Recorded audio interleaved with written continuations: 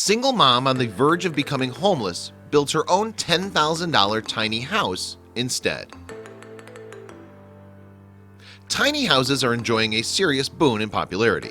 People all over the world are eagerly downsizing and getting back to basics in these simple homes. For one woman, moving into a tiny house wasn't something she did to simplify her life, it was something she did to change it for the better.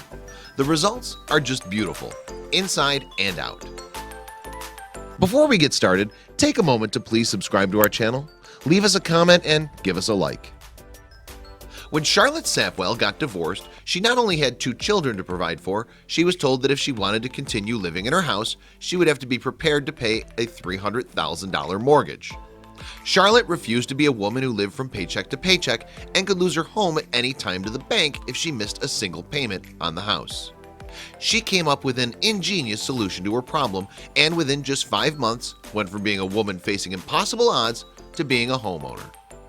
With support from her grandfather, a woodworker, Charlotte built a 10 by 20 foot tiny house on his property. It took her just 5 months to build the house, which contains a combined living room, kitchen, and Charlotte's bedroom, and second bedroom for her 2 growing boys. As her skills grow, so too do the little touches in the house. Check out the sliding barn door she installed in the boys' room.